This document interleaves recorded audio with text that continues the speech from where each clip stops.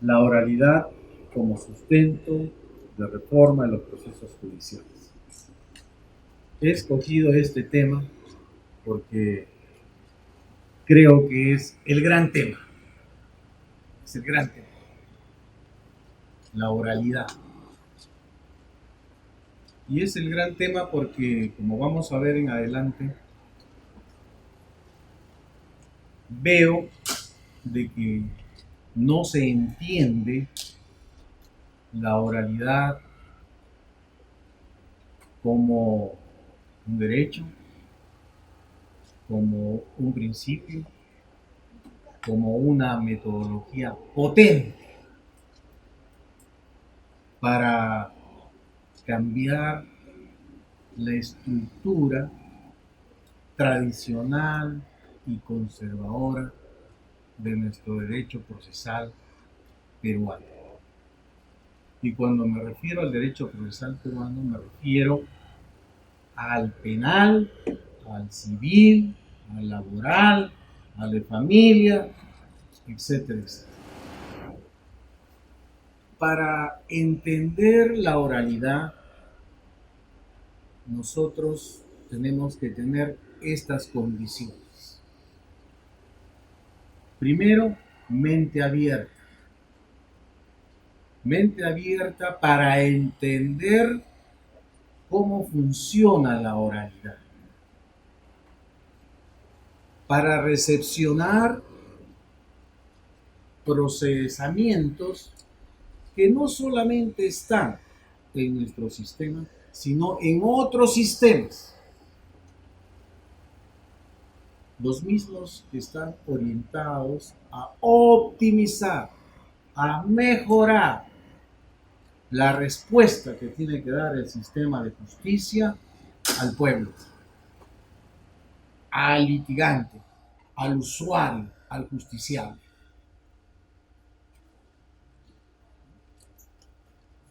Y para ello necesitamos tener una conducta proactiva de mejora del procesamiento. No aquella que solamente se ampare en lo que dice la ley. No, es que el artículo dice. No. Tenemos que ir más allá de lo que el artículo dice. Tenemos que ser permeables entonces a nuevas prácticas dentro de un proceso de mejora continua. Tenemos que ser permeables a eso. Por ejemplo, un régimen oral en el ámbito penal significa que las decisiones, hay debate en la audiencia y la decisión es oral. Esa decisión oral del juez que se registra en audio vale. Entonces, ¿por qué se tiene que transcribir? Si ya decidió el juez oralmente. Sin embargo, nuestro sistema, el ámbito penal, obliga, desde mi perspectiva, en una línea de contrarreforma, a que se transcriban las decisiones que son apeladas. Pero aquellas que no son apeladas valen en el registro en audio oral. Y ahí se produjo una circunstancia, que se elevó una incidencia sin la resolución transcrita. Y nosotros en la sala dijimos, ¿el juez ha decidido? Sí. ¿Cómo? Oralmente. ¿Está su decisión en el audio? Sí. Entonces escuchemos. Y en base a esa escucha y al debate, decidimos en la segunda instancia. Entonces, tenemos que ser permeables a nuevas prácticas. Yo creo que también en el ámbito civil veo que en el piloto se graban las audiencias orales en los juzgados civiles que están en piloto. Y la pregunta que les hice a los jueces superiores, no veo acá ninguno, pero que dan fe de lo que voy a decir. Les dije, muy bien. Respecto a la vista de causa que debiera ser audiencia en apelación, ustedes veo de que se constriñen a ver los agravios que contienen errores de derecho. Pero aquellos que signifiquen errores de hecho, esto es, una inadecuada interpretación del juez respecto a lo dicho por un testigo, esto es, mi agravio significaría decir, señores jueces, el señor juez civil ha malinterpretado o ha considerado un dicho del testigo que no lo ha vertido en la audiencia. Ha señalado, en un caso de daños, en indemnización de daños y perjuicios, que el testigo ha visto.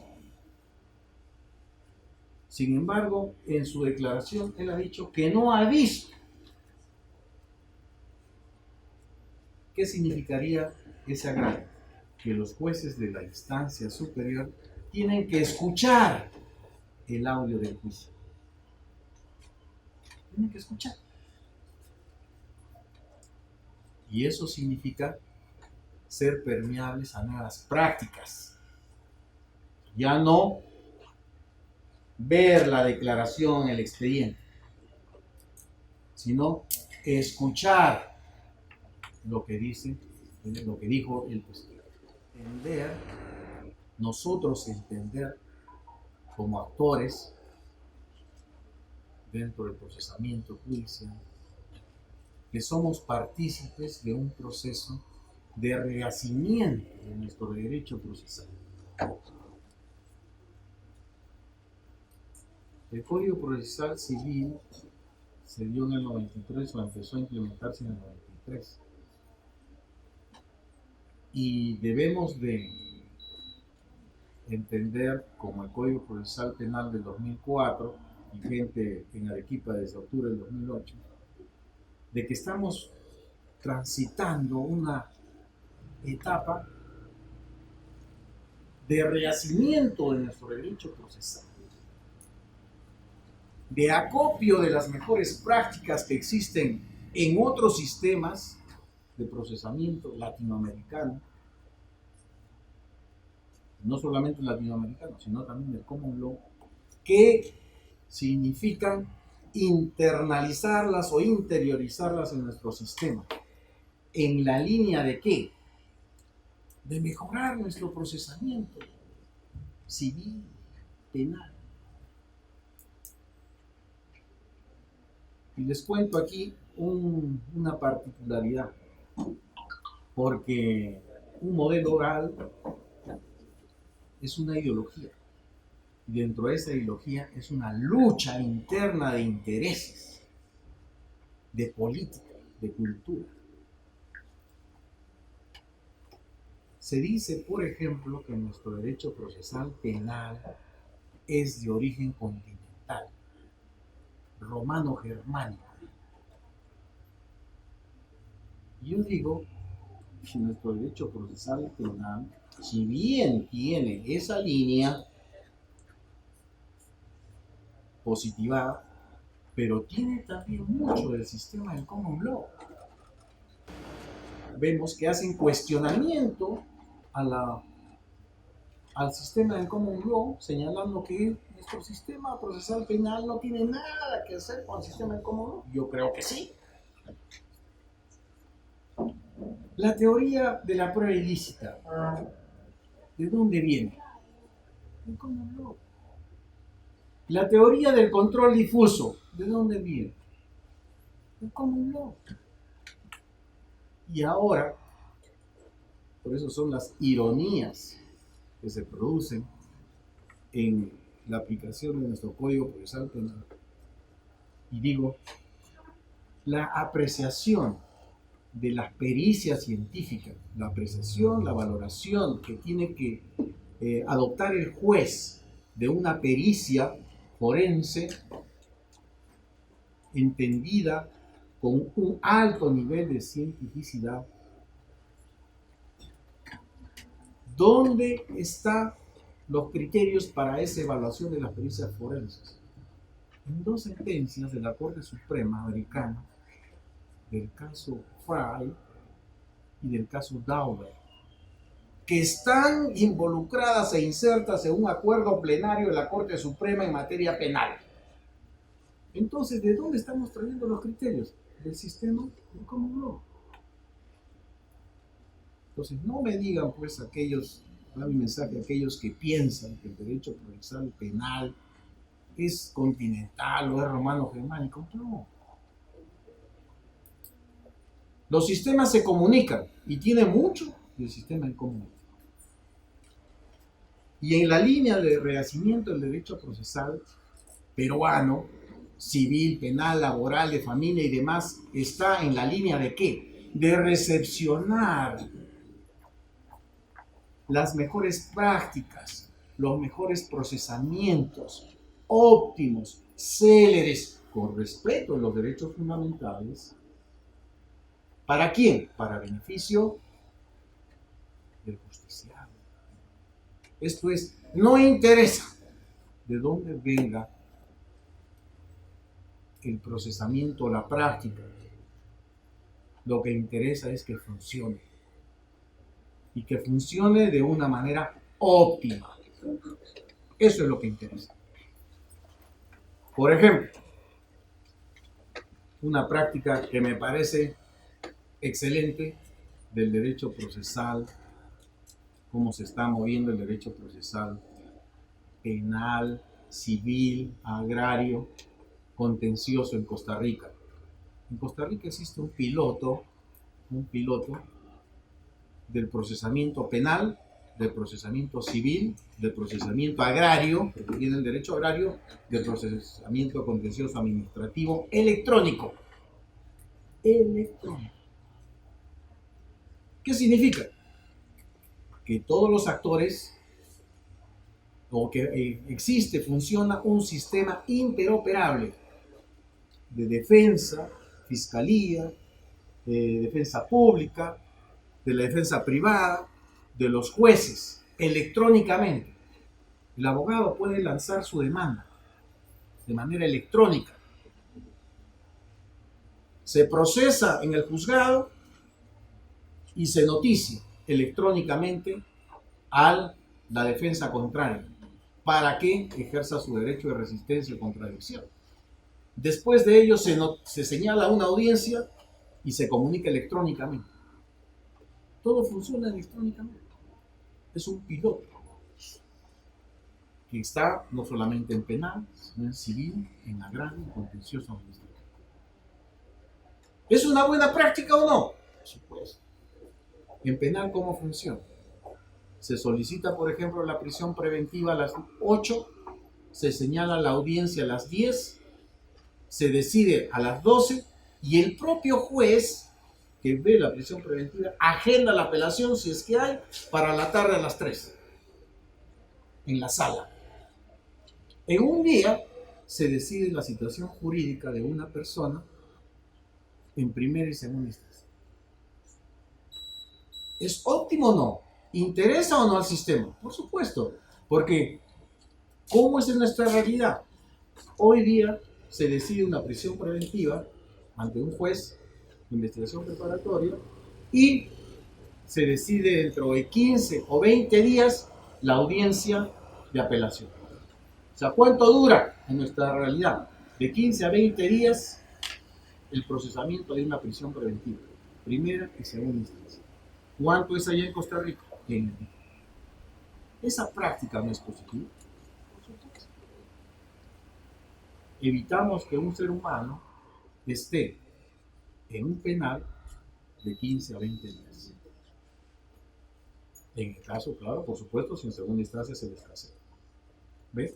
Entonces estamos nosotros entrando, ya entramos en el ámbito penal, en el ámbito laboral y ahora en el civil, a una ola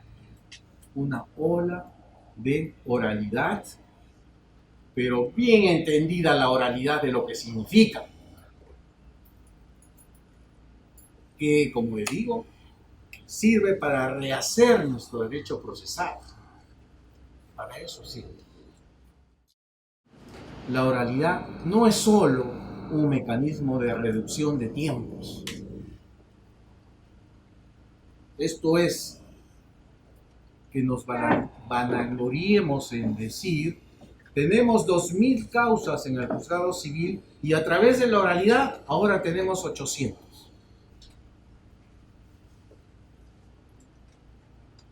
La oralidad no es solo un mecanismo de reducción de tiempo, sino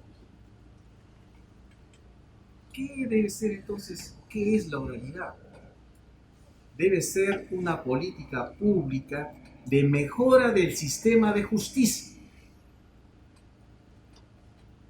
Una política pública de mejora del sistema de justicia. Así como en el ámbito penal. Así. Yo les digo lo siguiente. En el Common Law, que es un modelo oral de más de 400 años de existencia, señores, existe un solo procesamiento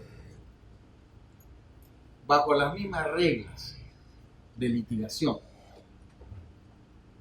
En ese solo procesamiento se ventilan materias civiles y penales. Y punto. Que hay un problema de divorcio, es civil. Hay un problema de monopolios, es civil.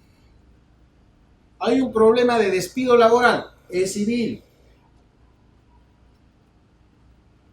En cambio nosotros, como a veces creemos que descubrimos la pólvora, hemos diseminado los procesamientos. O sea, no solamente hay proceso penal y proceso civil, hay proceso laboral, hay proceso constitucional, hay proceso contencioso administrativo con una serie de variantes, hay proceso de familia. No sé si lo hacemos con el ánimo de, no sé si es perturbar, distraer, engañar al justiciado. ¿No es mejor un solo procesamiento para que todos sepan cuáles son las reglas? Por supuesto. Y no una serie y cáfila de procedimientos que lo único que traen es sorprender y crear incertidumbre en el justiciado. Y esa es nuestra realidad.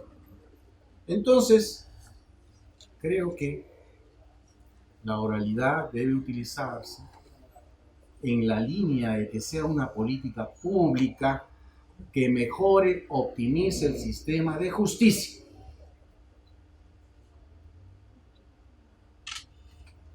Y la oralidad es una revolución. Es una revolución de orden administrativo y de orden jurisdiccional. La oralidad se engarza en un modelo que trata de revolucionar las estructuras administrativas y jurisdiccionales de un sistema de justicia. La oralidad no es solo reducción de tiempos, sino va más allá, va más allá. Y claro, tenemos que tener presente lo siguiente, como otra idea fuerza. Los jueces tomamos decisiones y las decisiones que tomamos lo hacemos en base a información. Cada uno de nosotros toma decisiones,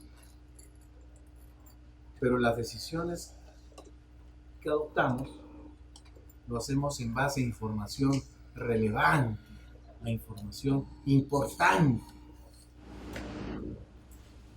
En el ámbito penal, proceso sumario, ordinario, hasta en el ordinario, que era juicio oral, todo se oralizaba, no venía ningún testigo, se oralizaba la declaración del acusado, del testigo, del perito, y el juez tomaba su decisión a través de la sentencia.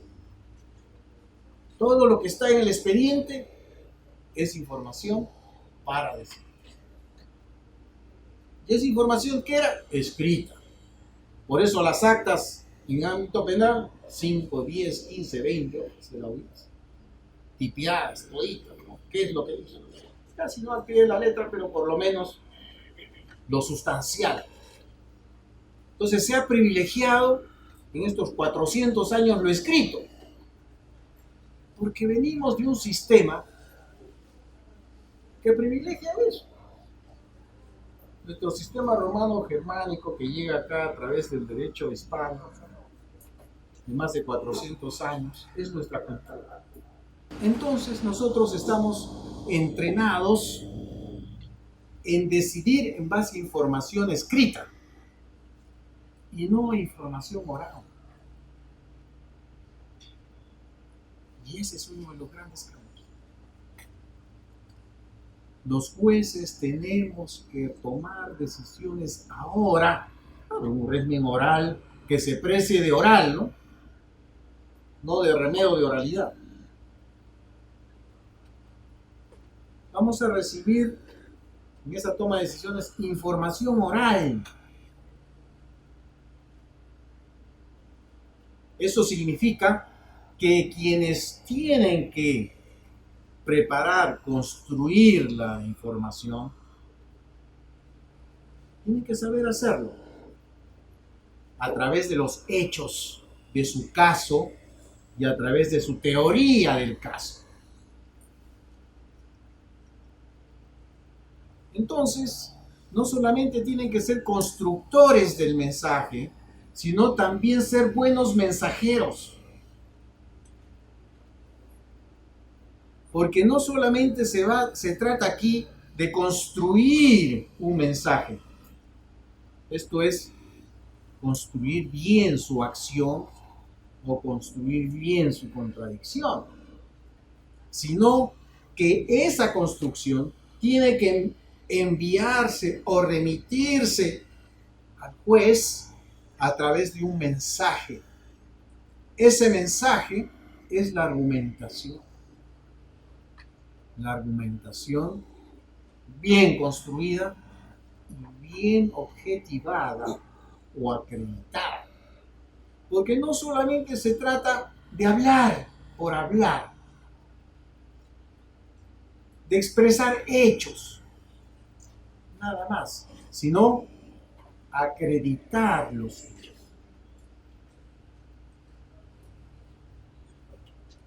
Ya les voy a indicar de que en esta circunstancia de reaprender significa construir hechos.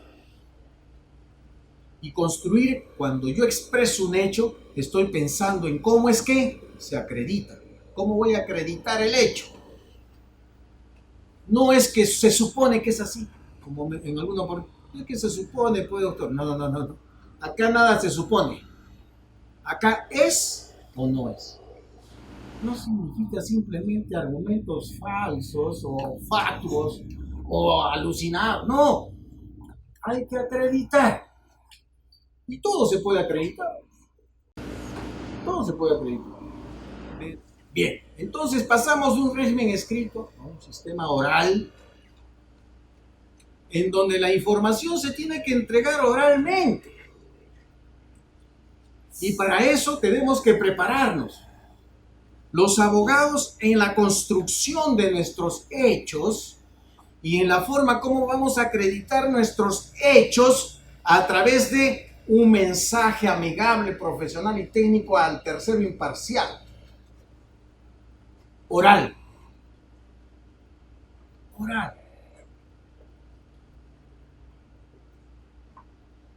¿Por qué?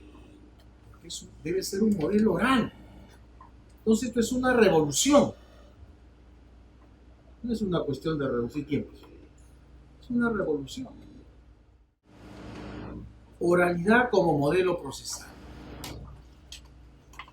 ¿Qué modelo procesal se adapta o encardina o engarza la oralidad. Un modelo acusatorio. Y cuando decimos acusatorio, no nos referimos a una acusación. Decimos acusatorio porque cada parte tiene un rol. Cada parte tiene una función que cumplir. A eso se refiere el acusatorio. Esto es, el abogado defensor tiene un rol que cumplir. El abogado defensor del demandante. El abogado del demandante tiene un rol que cumplir. El abogado del demandado tiene un rol que cumplir. El juez tiene un rol que cumplir. Y no que el juez asuma los roles de las partes. Como en laboral, el juez pregunta. ¿Cómo va a preguntar por el juez? No, es que está bajo el principio de tuitividad. La tuitividad se aplica desde mi perspectiva cuando existe un desequilibrio. No para que de inicio el juez sea el defensor del demandante. O sea, ¿dónde está la imparcialidad del juez?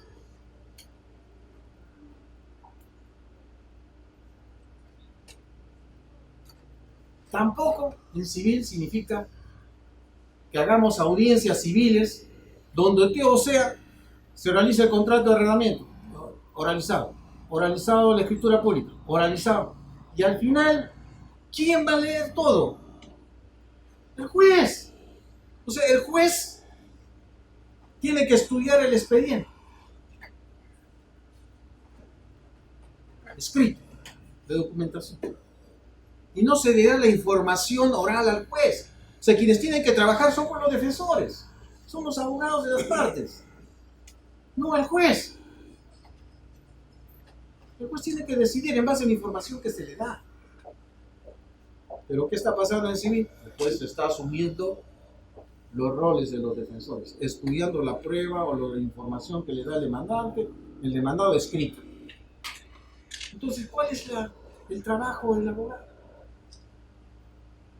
Nada. Ninguno. No puede ser. Eso no puede ser.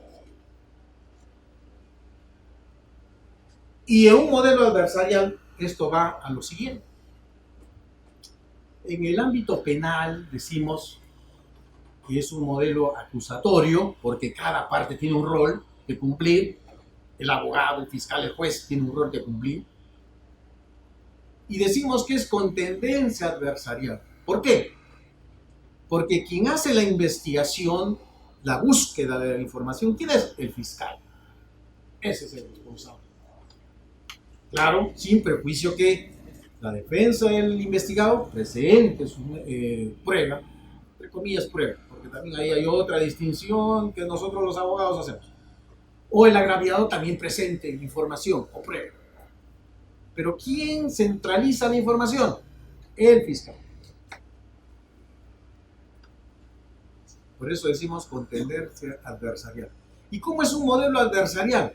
Cuando cada parte investiga, cuando cada parte busca su información. Y eso no es en el ámbito civil. Cada abogado no hace su investigación preparatoria.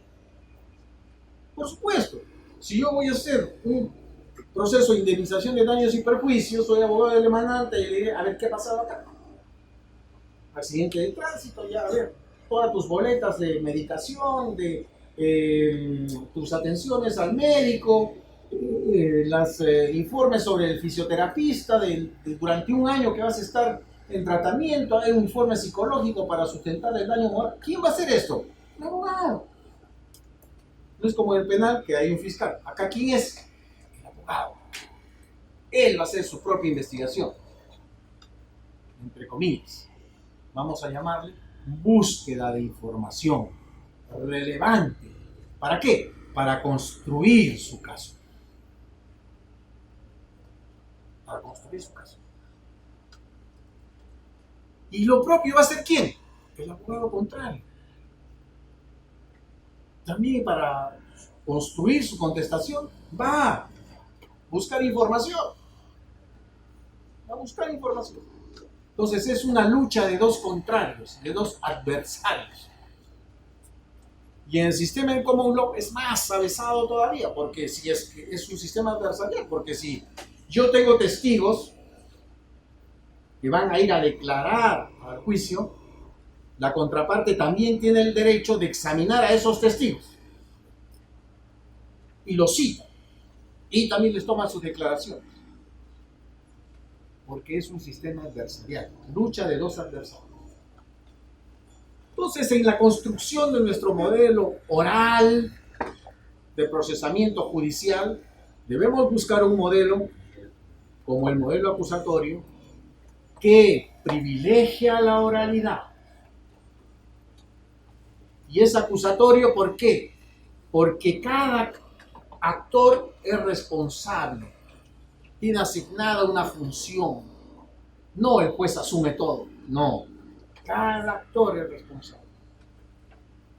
Vamos a ver por qué. En construir su acción. ¿Y cómo debe de construir su acción? ¿O cómo debe construir su contradicción? Entonces, ahí va, por ejemplo, en la línea de civil.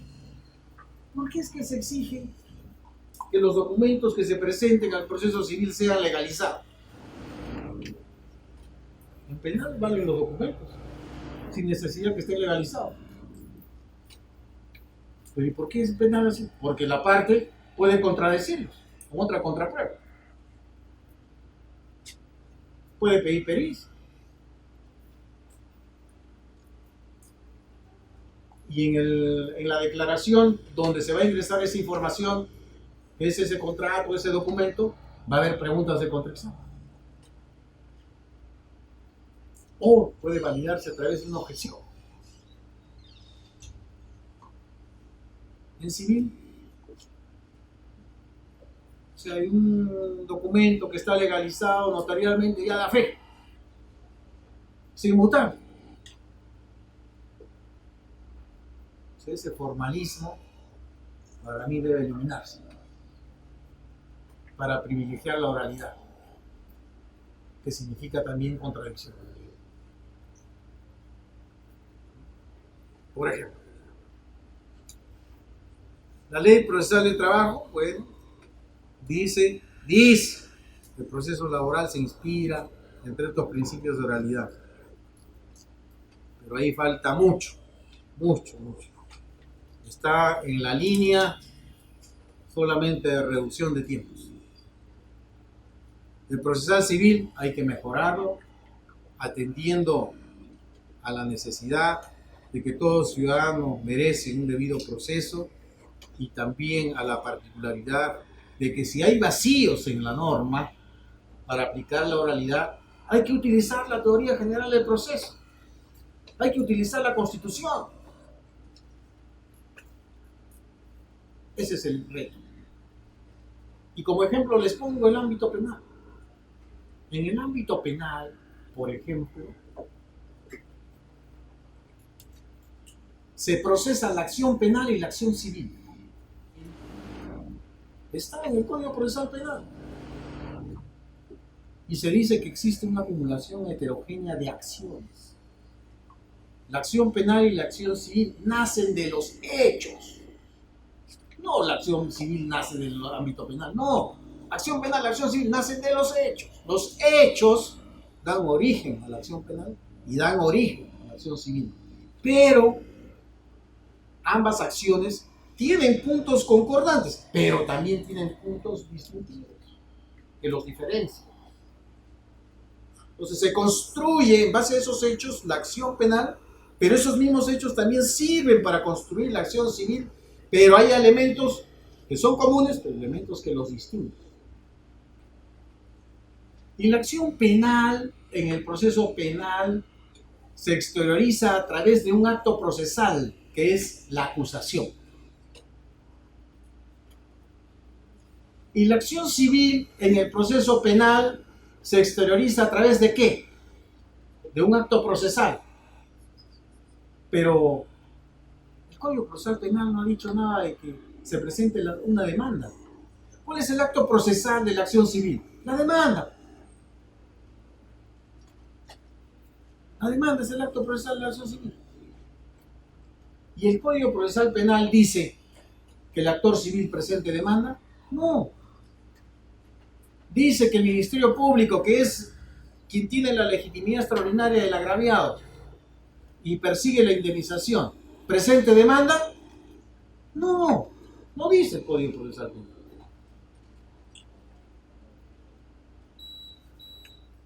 Entonces, ¿qué vamos a hacer?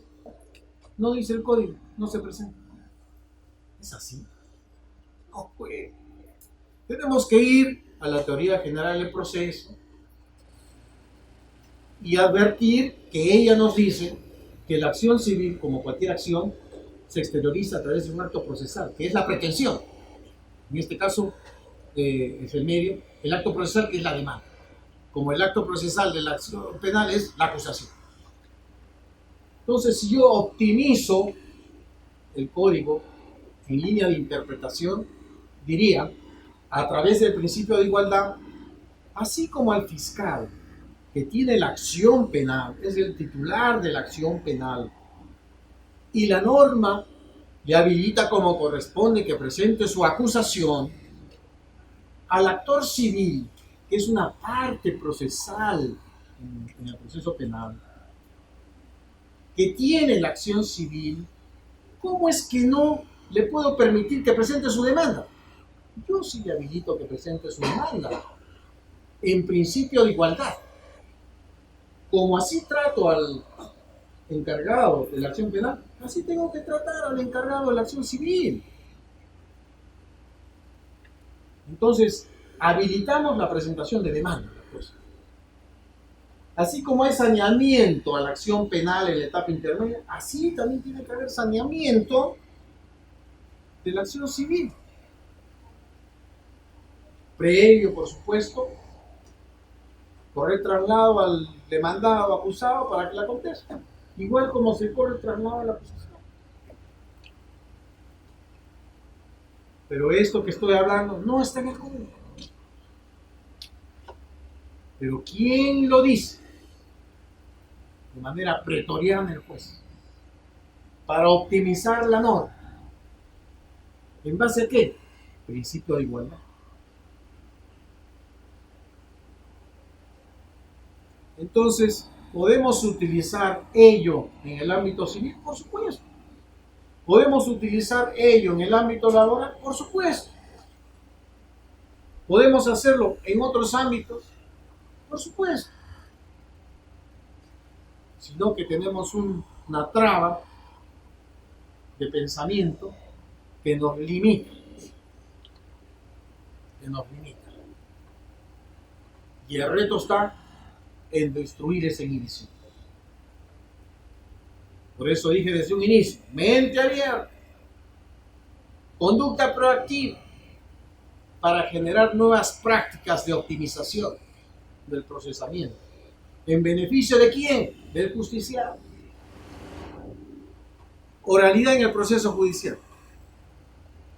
La oralidad se realiza en un régimen de audiencias, donde se grafica, se objetiva, se materializa la oralidad en un régimen de audiencia.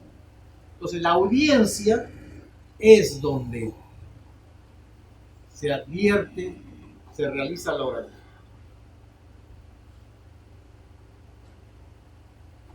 Y eso tenemos en los otros ámbitos.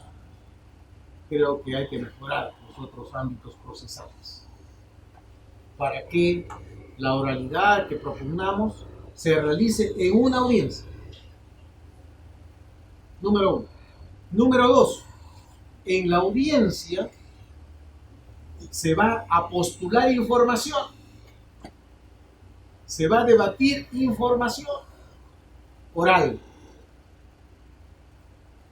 Entonces la construcción de nuestros argumentos orales tienen que estar bien pautados, dependiendo del tipo de audiencia. Si es una audiencia preliminar o si es una audiencia de juicio.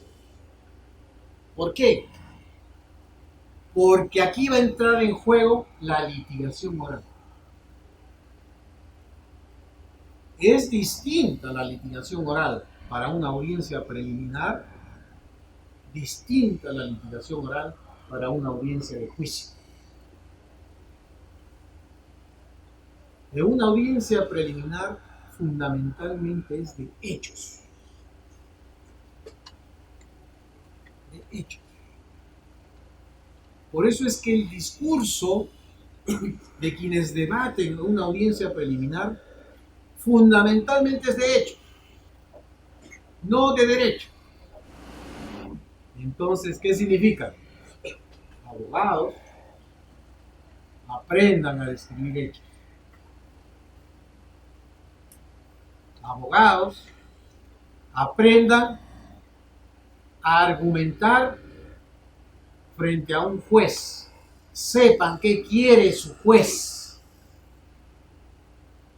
Porque en una audiencia, hemos dicho que se legitiman los actores, se conoce al juez. Se conoce cómo se comporta el juez. Se conoce cómo decide el juez. Se conoce cómo defiende fulano. Se conoce cómo defiende perengano. Se conoce una audiencia pública. Entonces el mérito del abogado que sabe defender va a subir, o el que no sabe defender va a descender su mérito. Entonces tenemos que estar preparados para ir a defender en una audiencia. Igual el juez tiene que estar preparado para recibir la información y preparado para decidir en un lenguaje normal, ordinario, común, y no como los que escuchamos. Primero, 2 puntos. Que conforme dice el Tribunal Constitucional en la sentencia número tal, abra comillas, cierre comillas. Esto es una decisión oral. No estamos preparados.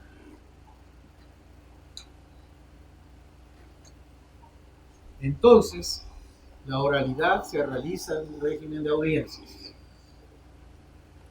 En esta audiencia nace el conocimiento de litigar oralmente, dependiendo si es una audiencia preliminar o una audiencia de juicio. En una audiencia de juicio entran a tallar reglas de litigación oral, que más o menos en el ámbito penal están en el código, pero desearíamos que estuvieran más reglas, así como en el sistema del common law que existen reglas federales de evidencia o reglas estatales de evidencia, inclusive reglas del juez, lo que se llaman las local rules. Cada juez establece sus reglas en el ordenamiento de su audiencia. Esto es, ustedes van a venir a litigar, señores, bajo estas condiciones, que son genéricas. Algo así como se hizo el Código Procesal Civil en el 93 y salió una directiva donde decía las demandas tienen que ser en papel bond, tanto de sangría para arriba, tanto de sangría para la derecha. Esa es una muestra de una local rules, las reglas del juez. O si nos vamos al derecho romano, del edicto del pretor. El pretor cada año emitía un edicto que decía, señores, bajo estas condiciones voy a admitir o procesar los casos. Tienen esta reminiscencia, el common law, y nosotros no tenemos esa reminiscencia del edicto del pretor. Oralidad como impacto en los profesionales del derecho. Abogados. ¿Qué tienen que aprender los abogados, los profesionales del derecho, para litigar oralmente? Primero, hechos. Tienen que saber describir hechos. Los jueces también tienen que saber, por lo tanto, describir hechos. Ya voy a poner un ejemplito acá. Por ejemplo, dicen en las actas, establecer los puntos controvertidos. Yo digo, puntos controvertidos, pues hecho controvertido. ¿Qué se acredita en un juicio? Un hecho. A reglón seguido. Primer punto controvertido, determinar la nulidad del contrato. Ese es un hecho controvertido. Estás utilizando ahí metalenguaje jurídico. Hecho controvertido será que Alberto fue a la notaría X y firmó la escritura pública de compra-venta en estado de ebriedad. Esto es, sin voluntad, sin capacidad. ¿Sí? Ese es el hecho. Y eso no sabemos. No sabemos. Civilistas no sabemos. Ahí voy a poner un ejemplo actual. ¿Lo viste? Y no significa hacer quedar mal a la gente, pero bueno. Sino para que veamos que tenemos que reflexionar que oralidad no es reducción de tiempo, solamente. Sino saber describir hechos. Y lo mismo pasa en laboral. Hay una demanda. Alberto, gerente de Autopolca, ha realizado actos de hostilidad en contra de mi patrocinado, el demandado. Actos de hostilidad. ¿Qué actos de hostilidad? ¿Qué actos de hostilidad? No saben describir hechos. Actos de hostilidad será Alberto, gerente de Autopolca, a mi patrocinado, el demandante, ingeniero de sistemas, gerente de informática, mediante el memorándum tanto se ha dispuesto que se vaya al Torreón 3 del Cerro a hacer vigilancia. Toda la semana. Ese será el acto de hostilidad. Y no sabemos describir hechos. ¿Y eso afecta a qué? A la prueba. Porque va a venir un testigo y no va a decir he visto actos de hostilidad. O no va a decir el testigo sí, yo he visto que hay nulidad en el contrato. ¿Qué va a venir el testigo a decir si yo lo he visto, señor? A Alberto que entraba a la notaría ya estaba pues zigzagueante, se le sentía el aliento alcohólico. Eso va a venir, a hechos. O el otro testigo que va a decir, sí, yo he visto, señor, he visto que Alberto, que es gerente de informática, en vez de estar en su oficina viendo las computadoras, cuando lo necesitamos, de pronto he preguntado por él y me han dicho que está en el cerro. Yo he ido a verificar y he visto y efectivamente me ha saludado desde el cerro.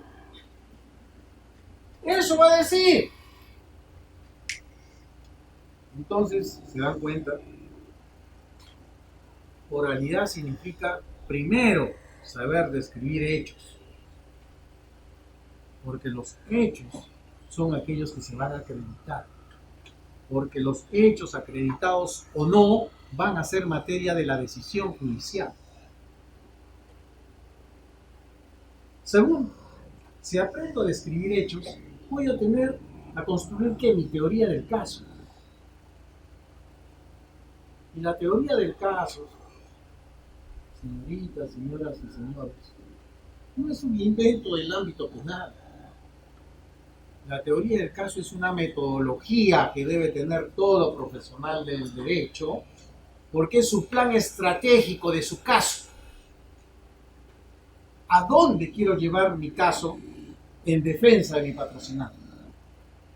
¿Cómo es que están mis hechos, mi prueba, para definir yo, primero, si voy a pedir un cumplimiento de contrato, una rescisión contractual o una resolución? ¿Qué me va a dar cuenta a menor? Mi teoría del caso. ¿Qué planteo estratégicamente? Atendiendo a mi prueba, atendiendo a los hechos y atendiendo a la norma. Entonces, la teoría del caso es la conjunción de la teoría fáctica, de la teoría jurídica y la teoría probatoria. Yo le agrego evidencias para el ámbito penal, que también vale para todo ámbito del derecho. Evidencias materiales o ilustrativas. Bueno, materiales más para el ámbito penal, pero ilustrativas para todo ámbito. Fotografías, videos. ¿Acaso no sirven en el ámbito civil y laboral? Por supuesto. ¿Las utilizamos? No las sabemos utilizar. No las utilizamos, o si las utilizamos, no las sabemos utilizar. Debemos aprender a utilizarlas. Los jueces también, porque en la sentencia se pueden colocar los videos, o perdón, las fotografías, o fotografías de extractos de un video. Por supuesto, hasta diagramas. Ustedes ven las sentencias, por lo menos de mi sala, ahí hay fotografías. Ahí hay fotografías de videos, donde se ven secuencias de los hechos. Porque un video también puede ser un testigo silente. Es un testigo donde se ve qué está pasando. Se utilizan diagramas. ¿Para qué? Para poner, para difundir, para enviar un mensaje gráfico al justiciable. Entonces, ¿se pueden utilizar diagramas? Por supuesto. Todo aquel mecanismo de dar esa información amigable a quien lo va a recibir, por supuesto, está facultado de hacerse. Pero lo hacemos. Entonces, tenemos que conocer nuestra teoría del caso. Tenemos que saber construir nuestra teoría del caso como metodología para todo tipo de acción. Si yo presento una acción constitucional, un habeas corpus, un amparo, sé cuál es mi norte, sé para qué la presento. Por supuesto, pero debo tener mi teoría del caso. Si presento una demanda laboral, sé cuál es mi norte. Quiero buscar la reposición, quiero buscar la indemnización, pero ese quiero se tiene que construir a través de hechos y de pruebas. En civil, quiero la reivindicación. Claro, ese es tu norte. ¿Quieres que ese bien esté en tu dominio? ¿Cuáles son tus hechos? ¿Cuál es tu prueba que justifique eso que tú quieres? Y para eso, ¿qué necesitamos? Nuestra teoría del caso. Tenemos que manejar la teoría del caso. Entonces, como abogados, necesitamos conocer eso. ¿Lo conocemos? Es un punto que tenemos que aprender. La judicatura, es importante que la judicatura conozca descripción de hechos para lograr identificar las teorías del caso de las partes. Estructure su decisión en base a la información que se le provee, que los actores le entregan, no que él la busca, porque lo que se quiere es, por las partes, que un tercero imparcial decida el problema, que me escuche, que le sustente mis razones y que él decida en base a esas razones, y no que él las busque, que él empiece a preguntar o que él pida prueba de oficio, tumbándose la teoría de una de las partes, buscando la verdad. Ese juez inquisitivo es del siglo pasado. Ese juez inquisitivo hacía lo que quería del proceso, porque se sentía dueño del proceso. Ahora no, el proceso es de las partes, no es del juez. El juez es el tercero imparcial, es ese hombre al cual los justiciales le piden justicia, pero en base a razones, en base a información. Entonces tenemos que aprender los jueces. Tenemos que aprender. Y tenemos que aprender, ¿para qué? Para enseñar. Porque los jueces tenemos una gran responsabilidad dentro de un modelo oral, que es corregir las desviaciones del sistema. ¿Y cómo vamos a corregir? Desde la demanda, haciendo un adecuado control de hechos, que engarcen en las normas penales, civiles o laborales, y que esté debidamente acreditado. Porque cualquier cosa no puede entrar al procesamiento judicial, sino aquello que merezca la pena. Y si hay casos que merecen la pena, pero que quienes los postulan no saben cómo hacerlo, que sea responsable, pues es un profesional del derecho, no es médico ni ingeniero, es un profesional del derecho, tiene que saber. Entonces, que se implementen cursos de acreditación en el Colegio de Abogados para que quienes litiguen en civil o en penal sean expertos pues, en litigar en el ámbito penal, civil o laboral, y no cualquiera. Entonces, ¿qué va a significar eso? Va a significar que nuestra profesión se merezca, se meritúe, y no se mantenga el envilecimiento en el cual está, porque hay abogados hasta por correspondencia. Y eso vamos a tenerlos en el sistema, en el mercado. No. Tenemos que ir inspectorando, limpiando la paja del trigo. ¿Y cómo? Exigiéndoles que sean responsables, estudiando, siendo responsables con sus clientes o responsables en el cumplimiento de sus funciones. Si no, mientras hagamos eso los jueces, ¿qué vamos a tener? Legitimidad en nuestros profesionales. Legitimidad. Y eso está pasando en nuestra realidad. Porque el estándar, por ejemplo, de litigio en el ámbito penal es elevado. Y debe mejorarse, por supuesto, pero es elevado. Y hay profesionales del derecho que ya no van a litigar al ámbito penal. ¿Por qué? Porque les tienen que conocer las reglas de litigación. Y no va a pasar en el ámbito civil o laboral lo que pasa en el penal. Va un defensor, pide que declare su testigo, hace preguntas y la contraparte dice objeción sugestiva. Fundada, reformule su pregunta. Otra pregunta. Objeción sugestiva. Fundada, reformule, señor defensor. Usted tiene que hacer preguntas abiertas, no sugestivas. No sabe qué es una pregunta abierta, no sabe qué es una pregunta sugestiva, no sabe qué es una objeción. Hace otra pregunta. Objeción sugestiva. ¿Qué dice? Señor juez, la fiscalía no me deja preguntar, no voy a hacer ninguna pregunta. ¿Qué pasó ahí? Si era su testigo. ¿Cómo va a acreditar su caso si no declara su testigo? Entonces, su incapacidad profesional ha consentido esa circunstancia. Entonces, quien va a litigar allá tiene que saber. Entonces, este profesional ya no va al ámbito penal. ¿A dónde se está yendo? Al ámbito civil, al ámbito laboral. Entonces, vamos, un régimen oral en audiencia es una revolución, es un cambio estructural de todos los profesionales del derecho. No es simplemente una reducción de tiempo, señores. Entonces, pensemos a dónde queremos nosotros llevar nuestra reforma oral. Pensemos. Entonces, como jueces, tenemos que hacer un control de admisibilidad de las demandas en base a los hechos, a la norma y a la prueba. Si no, nuevamente la declararemos inadmisible.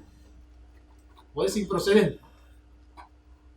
Que se confunden los términos en penal es inadmisible, lo que en civil es improcedente. Que vuelvan otra vez a su casa, pues a hacer la demanda, como debe ser, que trabajen profesionalmente. Eso será para el demandante y también para el demandado cuando hagamos el control de la contestación de demanda. Y esto también sirve para efecto de la prueba. Para efecto de la prueba. ¿Cómo controlar la prueba? Primero, ¿cómo postular la prueba? Si estamos en un régimen oral, la prueba tiene que ser personal. O sea, tiene que ir el testigo. Y a través del testigo se va a introducir la información contenida en el documento. Y para eso hay una técnica de litigación para que se introduzca esa información a través del testigo. Se privilegia la presencia del testigo, quien va a dar la información oral, no lo escrito. Lo escrito es la excepción. Pero ¿cómo estamos haciendo nosotros en el proceso laboral? Todo es oral, es escrito. Y en civil lo mismo. Entonces, ¿qué estamos trastocando el tema de la oralidad? Por supuesto. ¿Cómo es en el penal? Toda la prueba personal. Se privilegia a los personal. Los testigos, los peritos van al juicio a sustentar los peritos sus informes, los testigos lo que han declarado previamente. Como excepcionalidad justificada se oralizará una declaración. ¿Por qué? Porque se privilegia lo oral. Estamos en un régimen oral, donde se entrega la información oral, no escrita. ¿Y eso qué significa también? Que el juez tiene que saber dirigir su audiencia, si es que conoce las reglas de litigación oral. Ya por ahí me ha dicho un juez civil que dice, doctor, de pronto, objeción capciosa, objeción sugestiva. ¿Y ahora qué hago?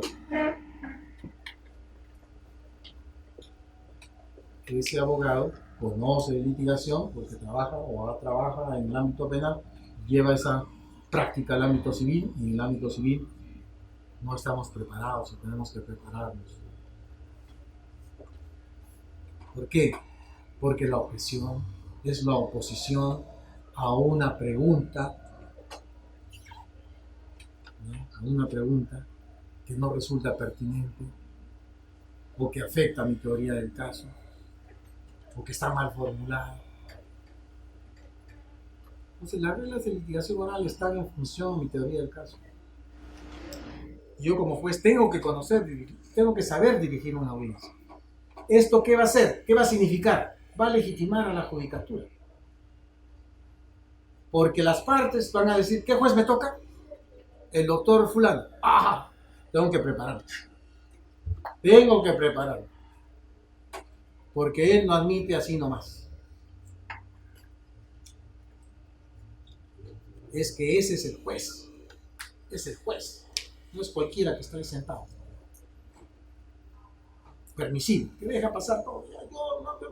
Se realiza el contrato. Se tiene por realizar el contrato. Se tiene por realizar la escritura. Y yo subvenciono a esa parte irresponsable y me dedico a estudiar por la ficha, o el contrato, o el qué sé. No.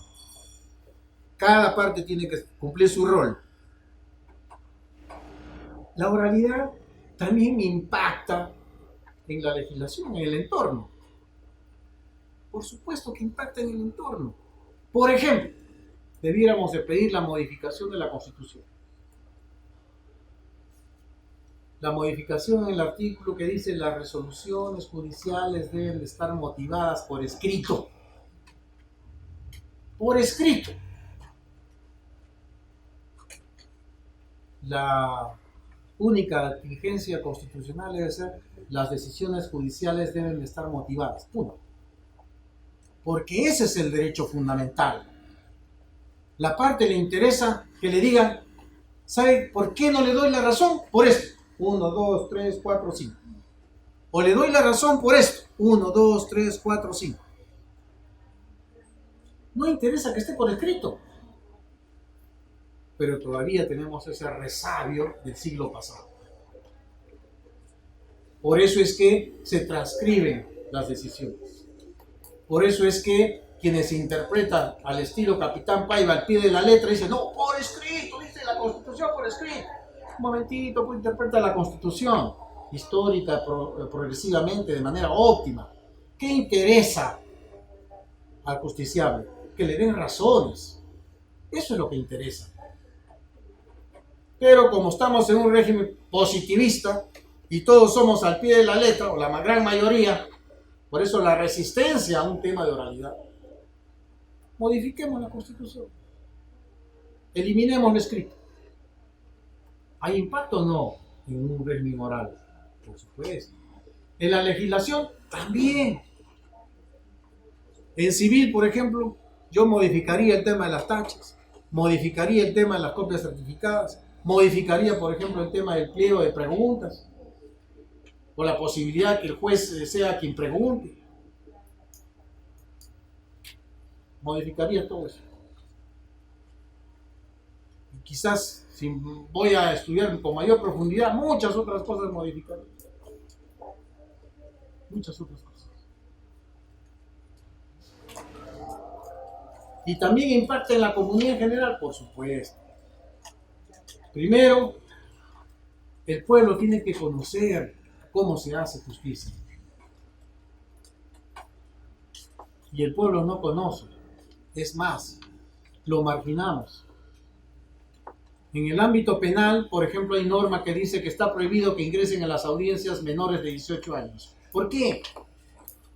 Porque le impacta psicológicamente. Y para mí eso es un error. En el modelo americano, inclusive en otros modelos de Latinoamérica, se permite y consiente que vayan menores a las audiencias. En caso de Costa Rica, por ejemplo, estuvimos allá y en una sala de audiencia vimos una señora con su hijito, tendría pues 6 años. Y preguntamos, ¿no hay una norma que prohíbe que estén los niños en audiencia? No, al contrario, que vengan a ver cómo se hace justicia. Lo único que sí no se permite es que hagan bulla, escándalos, lloren, bueno, pero sí. En el modelo americano van, desde los colegios van al sistema de justicia a ver cómo actúan los abogados, los testigos, los jueces. ¿Por qué? Porque cuando tengan 18 años van a estar sentados ahí como jurados. Van a hacer justicia a partir de los 18 años cuando los llamen. En cambio, nosotros les prohibimos. Y eso no puede ser. Creo que cuando el pueblo conozca cómo se hace su justicia, vamos a lograr que ciudadanía, que una de sus variables va a ser de que nosotros participemos en la administración de justicia. Por ejemplo, para ser testigos. Y vayamos a un proceso a ser testigos y no que le tenemos temor. Por eso es que en civil no van testigos. Dice el privilegio del espíritu. Hay que quebrar esa barrera. Y hay que promover más bien que vaya la prueba personal a un régimen oral, si lo preciamos de oral. Muy bien. Y aquí un ejemplo nada más. Fijación de puntos controvertidos. Ya he dicho yo, puntos controvertidos no existen. ¿Qué debe de existir? Hechos controvertidos. Pero así está el Código Procesal Civil. Con la participación del letrado presente se fijaron establecer el derecho de los demandantes sobre el bien en materia de litis. Ya me acuerdo una conferencia de mi amigo Miguel Falla, justo en un seminario internacional de oralidad civil hace creo un mes, que lo he escuchado, un video de su conferencia, y dice, estamos cansados, o mejor dicho, estamos llenos de arcaísmo. Y tiene razón, litis.